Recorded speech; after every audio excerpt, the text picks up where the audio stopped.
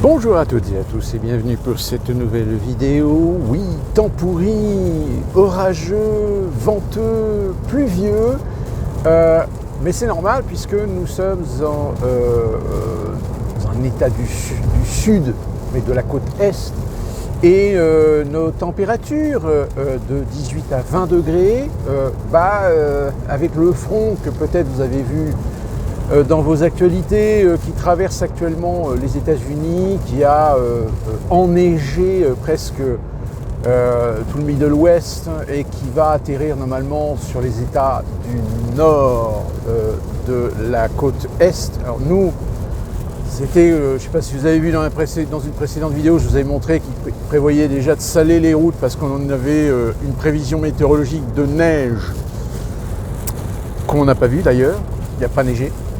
Par contre là, en effet, le front qui commence à arriver sur la côte est, nous, c'est pluie, vent et des éclairs d'orage, parce que les températures sont encore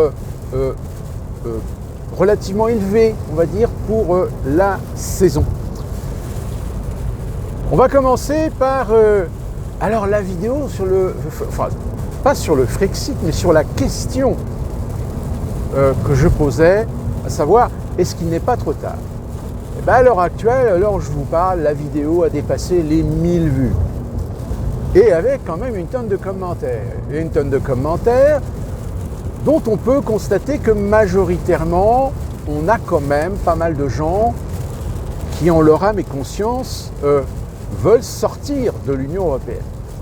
Alors, évidemment, dans cette vidéo, je n'ai pas expliqué les détails, l'historique, parce que c'est des choses que j'ai déjà expliquées dans d'autres vidéos. Mais, force est de constater qu'aussi, on a des gens qui sont pour l'Europe, qui défendent l'Europe, l'Union européenne, etc. Mais finalement, j'ai envie de dire, est-ce que ce ne sont pas justement des gens qui confirment ce que je disais dans ma vidéo sur les millénaristes, sur ces gens qui n'ont connu que l'Union européenne avec ses avantages à leur niveau. Puisque, souvenez-vous, dans la vidéo, je vous ai quand même dit, oui, mais c'est pas parce que vous êtes né après 95 que forcément vous êtes pro-européen. Tout dépend aussi de votre catégorie sociale, des conditions dans lesquelles vous vivez, de votre travail, et ce à quoi vous êtes confronté sur le plan économique, financier, social, politique, voire peut-être aussi l'insécurité, etc. Et qui vous confère, à un moment donné, de vous dire est-ce que finalement l'Union européenne n'est pas aussi responsable de la situation de par cette envie pressante, hégémonique, de devenir une sorte de fédéralisme supranational. Je rappelle, le fédéralisme supranational, ça veut dire que c'est un pouvoir au-dessus de la souveraineté des États. C'est-à-dire que finalement, les États-nations n'existent plus véritablement sur le papier. Ils existeraient en apparat pour donner l'illusion aux citoyens de chaque pays membre de l'Union européenne qui vivent encore dans une démocratie. Mais j'ai envie de dire, regardez l'Italie, regardez Mélanie. Regardez tout ce qu'on a dit sur elle avant l'élection. Et puis finalement, le jour où elle a été élue, qu'est-ce qui s'est passé ? Et au fil du temps, tout d'un coup, vous avez quand même des économistes qui vous ont dit, mais les Italiens, ils se sont fait avoir. Ils se sont fait avoir pourquoi ? Parce que Mélanie, elle n'a pas le choix sur certains domaines. Elle est pieds et poings liés sur le plan économique. Je rappelle quand même que fut un temps où l'Italie, l'Espagne, le Portugal, la Grèce ont été des pays qui étaient au bord de la faillite. Et qu'il a fallu qu'il négocie avec Bruxelles. Donc aujourd'hui, Bruxelles, que ce soit le Portugal, l'Espagne, l'Italie, la Grèce, excusez du peu, mais Bruxelles les tient par la peau des couilles. Donc ce n'est pas de ces pays-là que viendrait une révolution ou une volonté de quitter l'Union européenne. Même s'il y a beaucoup d'Espagnols aujourd'hui qui commencent à réfléchir à la question, mais de toute façon, on ne leur demandera pas leur avis. Bon, reste la France, évidemment. Si il devait y avoir une contestation, une protestation, voire une idée de sortie de l'Union européenne, aujourd'hui, oui, c'est la France. La France est un des piliers de l'Union européenne. Et comme je ne l'ai pas dit dans ma vidéo, mais je l'avais déjà dit dans d'autres vidéos, de toute façon, si on prend le scénario que la France venait à quitter l'Union européenne, disons officialise de quitter l'Union européenne, dites-vous bien que la France n'aurait même pas le temps de lancer les procédures, que l'Allemagne s'aborderait l'Union européenne. C'est-à-dire déjà, elle s'aborderait l'euro, c'est-à-dire qu'elle quitterait la monnaie unique et refrapperait monnaie. Donc voilà, je veux dire, l'Union européenne, si la France la quitte, c'est fini. C'est terminé. Donc vous pensez bien que tous les européistes de Bruxelles, qui plus est les Américains, qui sont encore convaincus que par l'intermédiaire de l'Union européenne, on peut potentiellement réussir à prendre le contrôle des pays européens, ils sont un petit peu sur le fil du rasoir quand même. Donc pour revenir à la vidéo, beaucoup de commentaires, plus de 1000 vues, c'est quand même pas mal. Alors attention, quand je dis 1000 vues, ça ne veut pas dire qu'il y a 1000 personnes qui ont vu la vidéo en entier. Pourquoi? Tout simplement parce que vous savez que sur YouTube, quand vous voyez une vidéo avec 1 million de vues par exemple, ça ne veut pas dire qu'il y a 1 million de personnes qui ont vu la vidéo en entier. Il y a peut-être que 10%, 15% des gens qui ont vu la vidéo en entier. Sinon, les autres, ils sont partis au bout de 5 minutes, 2 minutes, voire même 30 secondes. Et donc, moi, sur les 1000, alors là, 1150 vues, mon taux d'impact, il est de 17%. C'est-à-dire que, en réalité, la moyenne de l'ensemble des vues de la vidéo ne dépasse pas 4 minutes. Donc voilà. Alors après, évidemment, on n'a pas trop le détail. On ne sait pas quelle est la proportion sur les 1000 personnes qui ont vu au moins plus de la moitié de la vidéo. Donc ça ne veut rien dire. Donc vous imaginez bien que tous les youtubeurs célèbres, etc., ils font des millions de vues. C'est bien. Mais en réalité, les millions de vues qu'ils font, si on compare ça au nombre d'abonnés, si on considère si quelqu'un est abonné, ça veut dire qu'au moins il regarde au moins la moitié de la vidéo, je sais pas, moi avec mes 356 ou 357, ou là je crois 375, oui, 375 abonnés, est-ce que les 375 abonnés regardent entièrement la vidéo? Pas sûr. Donc vous voyez, je dirais pas, c'est pas éphémère, mais c'est très subjectif finalement de prendre tous ces chiffres parce qu'en réalité, peut-être qu'il n'y a que 10%, 15% des gens qui regardent la vidéo en entier. Mais néanmoins, bon, ça fait quand même plaisir, on ne va pas cracher dans la soupe. Mais ce qui est intéressant, c'est les commentaires. Les commentaires et de voir un petit peu les arguments qui sont sortis. Alors, il y en a un d'entre vous qui s'appelle Tutur, je crois, qui, peut-être qu'on s'est mal compris, mais j'avais compris le sens ironique de son commentaire, et qu'en effet, il a raison de dire que c'est ma génération, enfin les gens de ma génération qui ont permis la construction de l'Union européenne. Alors, pas moi, parce que moi j'ai voté non à Maastricht et j'ai voté non au traité de Lisbonne en 2005. Donc, moi j'étais déjà assez mature à l'époque pour comprendre que l'Union européenne, c'était même moi, je faisais partie de ces gens qui considéraient que c'était une façon de renforcer les liens entre franco-allemands, puisque je rappelle, en 92, donc date de l'année du traité de Maastricht, l'Allemagne est en réunification. Donc voilà, oui, l'argument, l'Union européenne, c'est la paix. C'est la paix parce qu'on a couplé les deux pays qui quand même, en 2 siècles, se sont quand même bien tapés sur la gueule. Mais les conjonctures, les contextes, les situations ont évolué et évoluent toujours. Il est évident qu'aujourd'hui, les chances qu'on soit en guerre contre l'Allemagne sont équivalents à 0. Ou alors, il faudrait vraiment que les Allemands nous fassent un gros coup de pute Mais encore, je pense qu'on a quand même réussi à faire évoluer les civilisations en Europe, les sociétés en Europe, pour que finalement nous comprenions que nous sommes tous interdépendants les uns des autres et que faire une guerre entre nous, il n'y aura pas de perdant, il n'y aura pas de gagnant. Il ne peut pas y avoir de gagnant, c'est pas possible.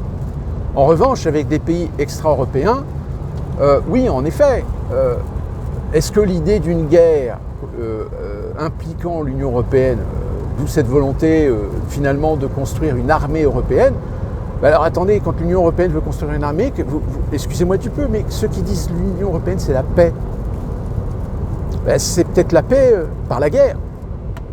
Je rappelle qu'en règle générale, il y a beaucoup de guerres qui sont nées parce que l'un des belligérants veut faire la paix ou installer la paix. Faire la guerre pour la paix.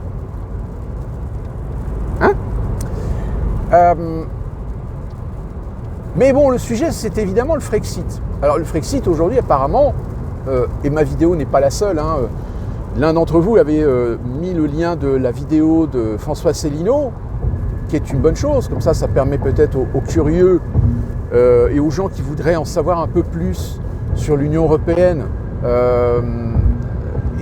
et ainsi mieux juger, mieux jauger de la situation.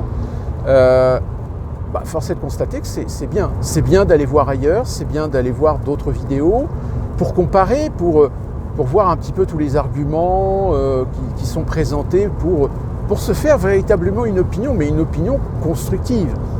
Or, en effet, dans les commentaires, il y a quelques exemples de gens qui ont une opinion bien arrêtée, qui ont une conviction bien arrêtée, mais qui malheureusement ne les argumentent pas, ou ne font que reprendre comme des perroquets des arguments bateaux, mais quand on leur demande, ou si on leur demande de développer, on se rend compte qu'il n'y a rien, ou qu'il va falloir bûcher les gars, parce que pour nous convaincre que l'Union européenne c'est un truc super, alors oui c'est un truc super, comme je vous l'ai dit et comme je l'avais dit dans cette vidéo, tout dépend de votre statut social.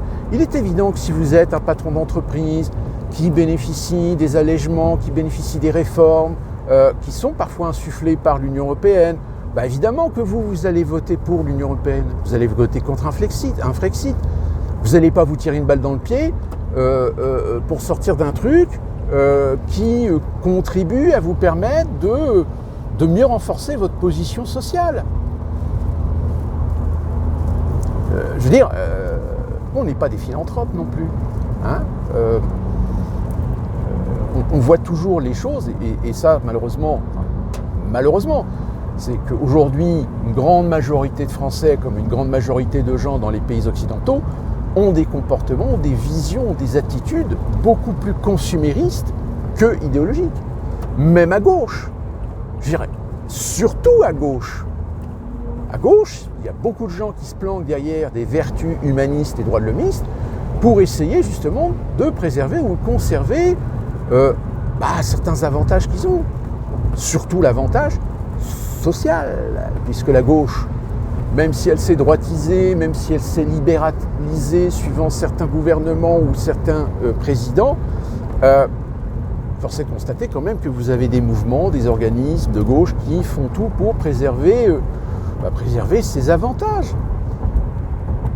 Mais bon, on ne va pas refaire le monde non plus, il est ce qu'il est, même si de toute façon on constate bien que aujourd'hui, et depuis je dirais l'époque de Sarkozy, aujourd'hui on a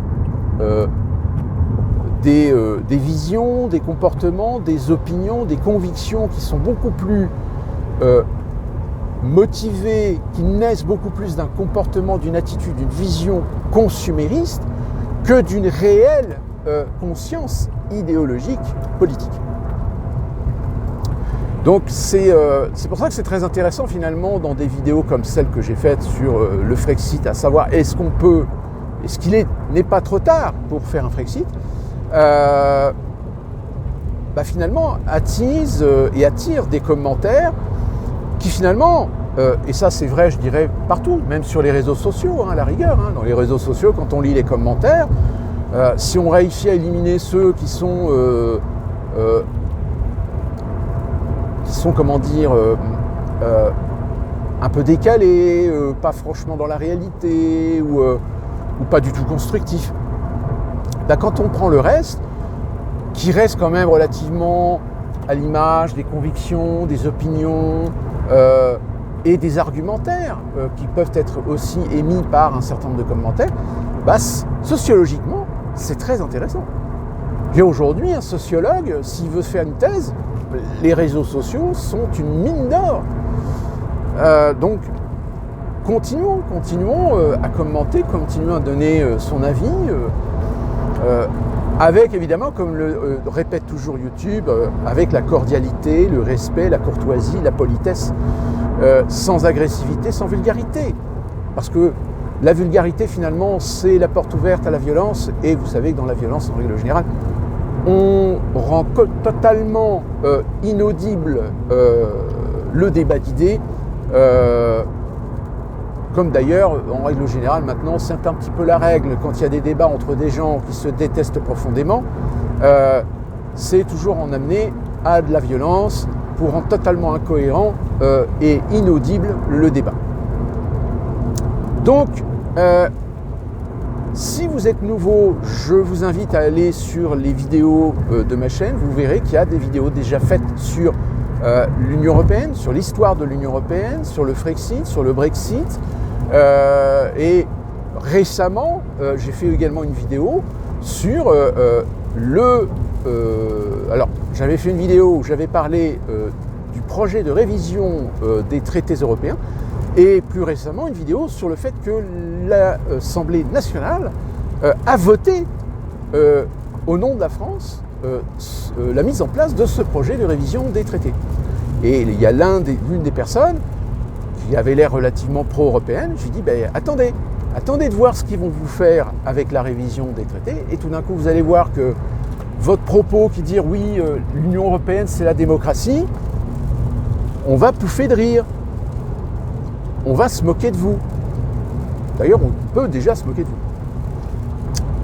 Donc, n'hésitez pas à aller explorer un peu mes vidéos parce que, si vous voulez, je pourrais refaire encore des vidéos sur des choses que j'ai déjà dites, voire peut-être faire des mises à jour.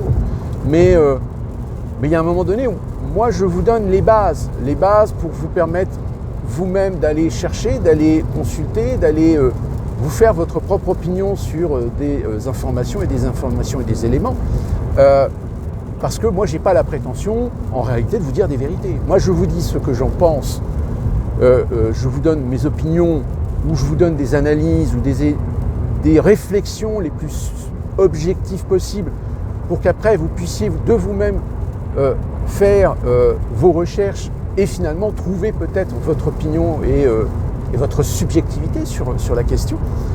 Donc n'hésitez pas, allez-y. Et bienvenue aux nouveaux abonnés, moins d'une vingtaine, d'après ce que j'ai vu. Et tout de suite, on passe à l'autre sujet. Alors cette vidéo, je vous l'avais fait un petit peu plus tôt, mais je me suis dit, vu les événements qui se passent en France, je me suis dit, je vais attendre un peu. Je vais attendre de savoir qui va être votre nouveau Premier ministre. Bon, maintenant on le sait, hein, c'est Gabriel Attal. Alors ce qui me fait rire, c'est que, évidemment, c'est l'actualité pour les chaînes d'information françaises, évidemment. Mais on sent bien quand même que derrière certains propos, certaines analyses, où on vous explique que oui, Attal, le plus jeune Premier ministre de la Ve République, 34 ans, a gravi les échelons très rapidement. À l'origine, je dis bien à l'origine, c'est un socialiste, mais un socialiste converti à la Macronie. Mais on sent bien derrière ces discours journalistiques, qu'on sent bien qu'ils savent très bien que de toute façon, on change de Premier ministre, quoique, oh, quel lapsus. Autant pour moi, je ne l'ai pas fait exprès. Ça ne change pas grand-chose. On change juste la tête, c'est tout. Les bras et les jambes. Mais ce ne sont que des fusibles. Borne, avec tous les 49.3 qu'elle a utilisés, il y a un moment donné où c'était évident qu'elle n'allait pas rester. À force d'user, abuser de 49.3 pour faire passer des réformes, il y a un moment donné où tu dis, mais à quoi ça sert le Parlement alors, si tu fais passer des lois par 49.3 ? Alors oui, il y a la loi immigration qui a quand même échappé au 49.3, ils ont essayé quand même de faire le forcing, mais ils ont fait le forcing quand même, hein, c'est quand même passé. Bon, même si ça a été un compromis avec le passage au Sénat. Alors pour l'instant le gouvernement on ne sait pas, alors oui ça s'est un petit peu chamaillé, alors on vous dit oui, le maire et Darmanin ont protesté, ont mis leur veto contre la nomination d'Attal, parce que c'est Darmanin qui voulait le poste, etc. Mais en réalité, les médias, vous êtes en train de quoi ? De tout simplement militer et faire la propagande de l'idée qu'on se fait aujourd'hui de ces politiciens, de ces gens que l'on met aux affaires, qui en réalité le sont par ambition. Ils ne le sont pas pour la France, ils ne le sont pas pour faire le boulot pour la France. Ils le sont par carriérisme. Parce que de toute façon, on est clair que ce soit Borne, Attal ou quelqu'un d'autre, de toute façon, c'est Macron qui donne les ordres. C'est Macron qui décide. C'était un peu comme Sarkozy à l'époque, hein, où il y a eu un moment de tension entre Sarkozy et Fillon, parce que Fillon, auprès des médias, il passait vraiment pour juste un exécutant. C'est-à-dire que finalement, ça renforce un petit peu cette idée, si vous voulez, qui a commencé à planer il y a plusieurs mois de cela, mais ça revient de temps en temps, vous savez, un petit peu comme une vague. L'idée de réformer le pouvoir exécutif et que finalement on rassemblerait les pouvoirs sur le président. C'est-à-dire soit on supprime le président et on met un Premier ministre, comme c'est le cas par exemple en Grande-Bretagne. Bon, en Grande-Bretagne vous allez me dire oui mais c'est une monarchie. Ou faire comme en Italie ou en Allemagne. En Allemagne, qui a le pouvoir ? C'est le chancelier. Et pourtant il y a un président en Allemagne. Vous connaissez son nom ? Comme l'Italie. L'Italie, c'est le Premier ministre qui détient les pouvoirs. C'est pas le président. Vous connaissez le président, le nom du président italien ? Il n'y a que la France, hein. La France qui a quand même un... Avec les États-Unis d'ailleurs, hein, on remarquera que leur régime se ressemble un petit peu au niveau des placements, même si après en découlent des structures, des principes, des règles, etc., qui diffèrent complètement. Même si entre les États-Unis et la France, et dans d'autres pays aussi hispaniques ou latinos, qui eux aussi fonctionnent un petit peu sur le même principe, vous avez un président avec un certain nombre de pouvoirs et puis un Premier ministre qui est aux ordres. Sauf que, alors, pour votre culture personnelle, si vous ne le savez pas, aux États-Unis, vous avez le président qui est le chef d'une administration. Alors l'administration aux États-Unis, c'est l'équivalent de ce qu'on appelle ici un gouvernement. Enfin, ici, en France, parce qu'ici, c'est les États-Unis. Les ministres aux États-Unis, on appelle ça les secrétaires d'État. Alors, secrétaire d'État à l'énergie, secrétaire d'État à l'écologie, secrétaire d'État à la défense, etc. Et vous avez le secrétaire d'État principal, qui est à peu près l'équivalent d'un Premier ministre, comme l'a été, par exemple, Hillary Clinton sous Obama. Elle a été le secrétaire d'État, c'est-à-dire qu'elle est le bras droit. Elle était le bras droit d'Obama. Tout comme aujourd'hui Blinken est le bras droit de Biden. Et sinon, au niveau du Parlement, vous avez la Chambre des représentants qui est l'équivalent de l'Assemblée nationale et le Congrès qui est l'équivalent du Congrès. Sauf qu'évidemment, encore une fois plus, les modes de fonctionnement, etc. sont différents, ne sont pas les mêmes. Ça, c'était pour votre culture personnelle. Donc, changement de Premier ministre, Gabriel Attal. Oui, non, ben voilà, c'est des fusibles. Donc Gabriel Attal va recevoir ses ordres de Macron. On va placer certains ministres pour faire plaisir à la diversité. Va peut-être y avoir des chaises tournantes. Peut-être que Le Maire et Darmanin vont rester à leur poste, parce que certainement que si en effet les bruits de couloir disaient que Le Maire et Darmanin étaient contre, peut-être que maintenant ils acceptent, mais en ayant la garantie de rester au ministère auquel ils sont actuellement. En revanche, je pense que forcément il va y avoir une nomination pour un ministre de l'Éducation. Je pense qu'à mon avis, le ministre de la Culture va également changer. Celle de l'écologie, je crois, va changer certainement aussi, parce que force est de constater qu'ils ne sont pas bons, qu'ils sont mauvais. C'est panachère. Elle, quand elle parle, c'est une catastrophe. Et Véran. Alors Véran, est-ce qu'il va rester porte-parole? Ah mais non, Véran, il est le porte-parole de l'Élysée, lui. Donc ça n'a rien à voir. Quoique, peut-être qu'ils vont le replacer dans un ministère, hein, le petit Véran. Imaginez qu'on le replace au ministère de la Santé. Mais bon, on change les têtes, mais les fonds de commerce sont les mêmes. Les réformes vont être les mêmes.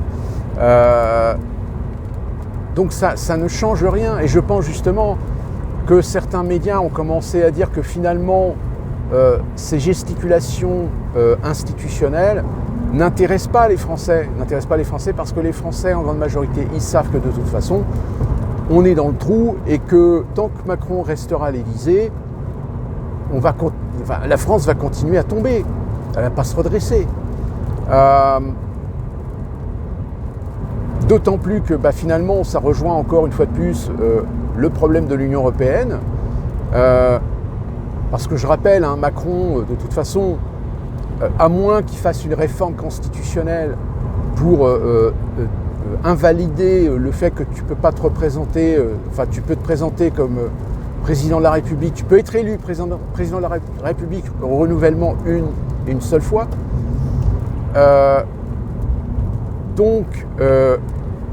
Ça serait quand même énorme qu'il fasse ça, parce que ça prouverait bien que de toute façon, il a bien l'intention de vendre la France à l'Union européenne par un dépeçage, quitte même à changer la Constitution sans demander son avis au peuple, ce qui serait grave, parce que changer la Constitution en se contentant seulement de passer par le Parlement, ça serait quand même brut de décoffrage. Ça serait vraiment cracher à la gueule des Français. Donc s'il ne peut pas renouveler un mandat à la tête de la France, il est évident que le monsieur, il va commencer certainement peut-être en 2025, 2026, il va commencer à poser des jalons pour avoir une présidence quelconque au sein de l'Union européenne. On peut l'imaginer par exemple qu'il pourrait être président de la BCE.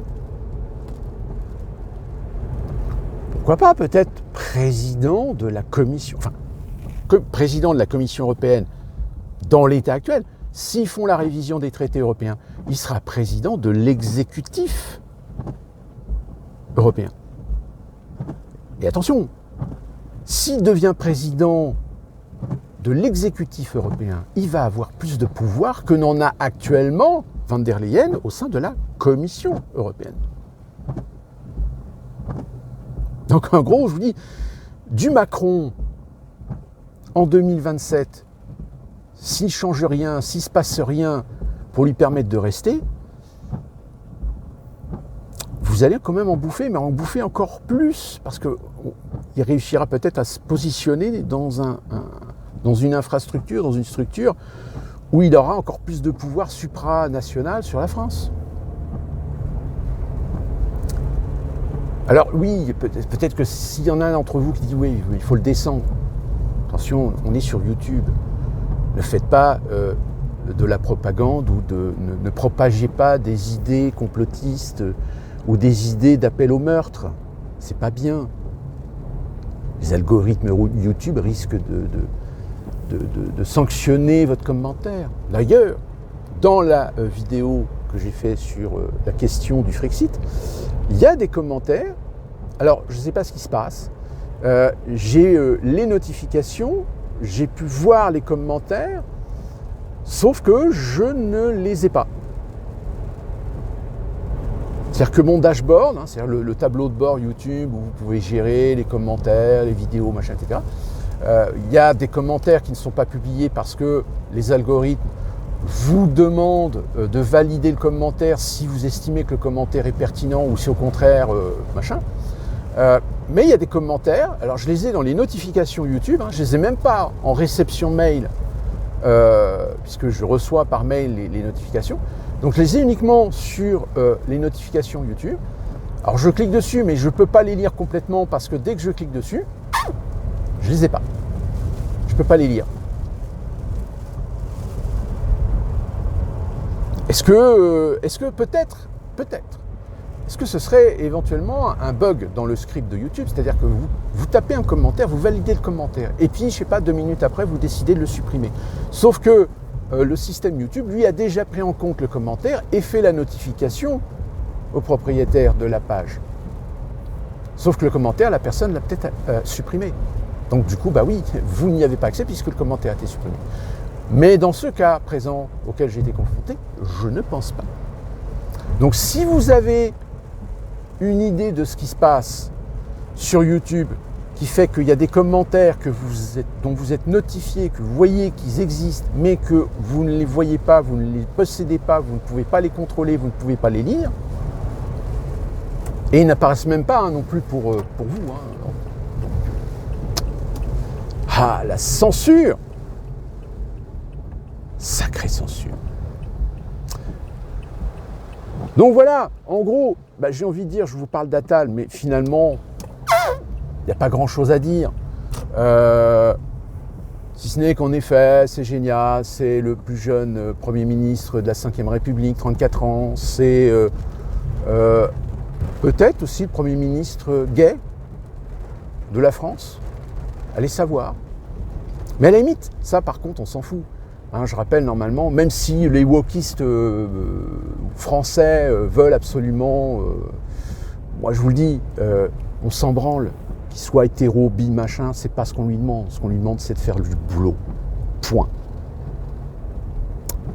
Et donc sur ce, d'ici là qu'on se retrouve pour une prochaine vidéo, portez-vous bien, et moi je vais affronter The Storm.